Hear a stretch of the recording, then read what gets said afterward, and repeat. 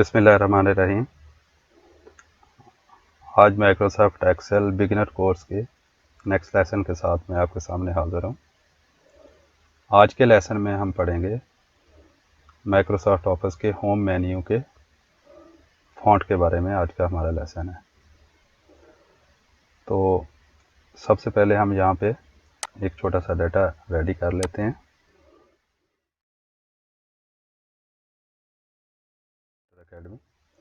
अब हम इसको थोड़ा सा इसके फ़ॉन्ट को एडजस्ट करके चेक करते हैं।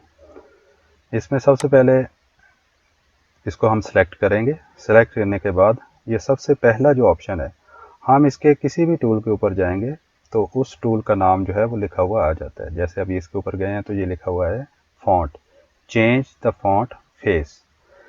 इसमें फ़ॉन्ट क्या होता है किसी भी डाटे का, जैसे आपने देखा था कि ख़तात जो हैं वो डिफरेंट स्टाइल्स में राइटिंग करते हैं। इसी तरह कंप्यूटर के अंदर भी डिफरेंट राइटिंग स्टाइल्स होते हैं, उसको हम टेक्स्ट फ़ॉन्ट बोलते हैं। ये देखें, इसके पास एक बहुत बड़ी लिस्ट है टेक्स्ट फ़ॉन्ट की। अगर आप इसकी लिस्ट को चेक करें, इसमें डिफरेंट लैंग्वेज के और डिफरेंट किस्म के फ़ॉन्ट्स अवेलेबल हैं। मैं अपने डाटे को थोड़ा सा इस तरफ ले जाता हूँ ताकि आपको नज़र आता रहे। अब यहाँ से हम जैसे ही किसी भी फ़ॉन्ट के ऊपर जाएंगे तो उस फ़ॉन्ट के हिसाब से हमारा ये वाला टेक्स्ट जो है वो चेंज होता जाएगा। इसमें से आप कोई सा भी फ़ॉन्ट चूज़ कर सकते हैं जो आपको बेहतर लगे।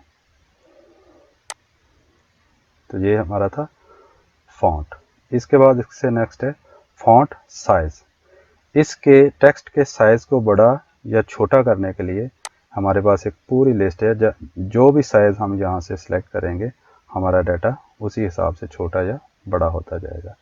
इसमें जो है 8 से लेके और 72 तक साइज़ लिखे हुए हैं, लेकिन आप यहाँ पे अपनी मर्ज़ी से भी कोई सा भी साइज़ लिख सकते हैं। तो ये उसी हिसाब से आपका डाटा जो है एडजस्ट हो जाएगा। इसके साथ ये इन्होंने दो शॉर्टकट की दी हुई हैं।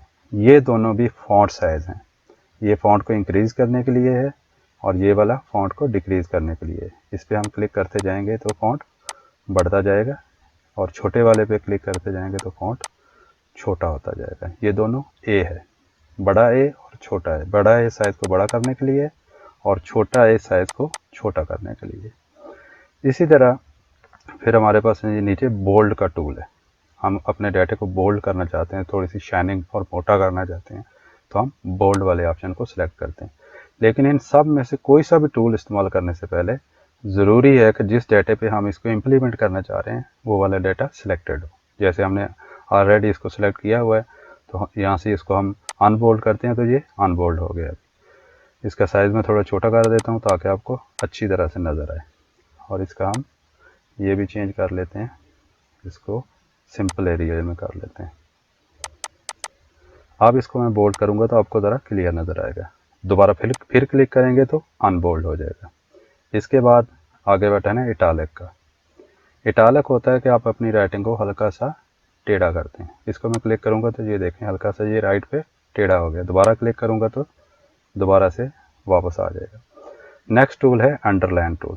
इसको हम क्लिक करेंगे तो हमारी डाटे के नीचे एक लाइन आ जाएगी। डाटा लाइन के ऊपर होगा और लाइन डाटे के नीचे होगी। इसके बाद ये बॉर्डर टूल है। इसको हम मुख्तलिफ़ किस्म के बॉर्डर लगा सकते हैं। फॉर एग्ज़ाम्पल यहाँ पे मैं आपको एक मिसाल देता हूँ। एक छोटा सा डाटा बना लेते हैं ताकि आपको बॉर्डर की अच्छी तरह से समझ आ सके। हमारे पास एक फॉर एग्ज़ाम्पल कुछ स्टूडेंट्स हैं और उनकी हम एक लिस्ट यहाँ पे तैयार कर लेते हैं। इसमें हम लिखते हैं सीरियल नंबर।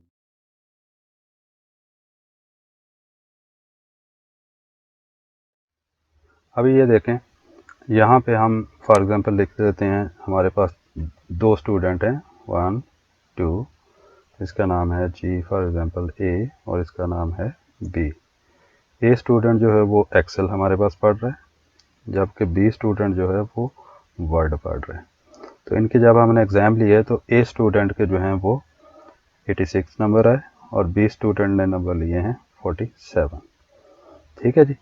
अब हम चाहते हैं कि ये हमारा डाटा जो है ये सारे का सारा एक टेबल फॉर्म में आ जाए हमारे सामने। तो टेबल फॉर्म के लिए हम क्या करते हैं कि हम जहाँ पे टेबल लगाना चाहते हैं अपनी नेविगेशन कीज़ के साथ उसके एक कॉर्नर में आ जाते हैं। फॉर एग्जांपल हम चाहते हैं कि इसकी जो हेडिंग है इसमें भी टेबल आ जाए और नीचे जो हमारा डाटा है इसमें भी टेबल आ जाए। तो हम इसके सबसे फर्स्ट वाला सेल जहाँ से हमारा डाटा शुरू हो रहा है उस पर आ जाएंगे, शिफ्ट की को दबा लेंगे और राइट एरो की के साथ जहाँ तक हमारा डाटा है वहाँ तक सिलेक्ट कर लेंगे। शिफ्ट की हमने अभी तक दबाई हुई है, छोड़ी नहीं है। जब वहाँ तक हम पहुँच जाएंगे उस कॉलम तक, फिर हम डाउन एरो के साथ नीचे जहाँ तक हमारा डाटा है वहाँ तक इसको सिलेक्ट कर लेंगे। इसके बाद हम शिफ्ट की छोड़ देंगे और बॉर्डर टूल में आ जाएंगे। ये हमारा बॉर्डर टूल है। इसको हम जब इसके ये एरो पे क्लिक करते हैं तो ये कंप्लीट हर तरह के बॉर्डर्स इसमें खुल जाते हैं। इसमें जब आप गौर से देखेंगे तो आपको हर तरह के बॉर्डर्स नज़र आएंगे, आपको समझ आ जाएगी इसकी। लेकिन इस वक्त जो हम यूज़ कर रहे हैं वो है ऑल बॉर्डर। इसमें हम यूज़ कर रहे हैं ऑल बॉर्डर।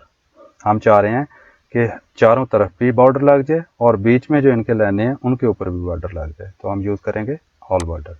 जैसे ही हमने ऑल बॉर्डर को सिलेक्ट किया है तो ये देखें एक बॉर्डर इसके ऊपर बन चुका है और इस तरह से एक टेबल सा हमारे सामने आ गया है।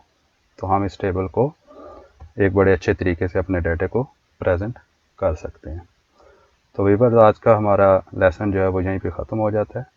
अगर आपको किसी किस्म का कोई भी क्वेश्चन है तो आप कमेंट सेक्शन में पूछ सकते हैं।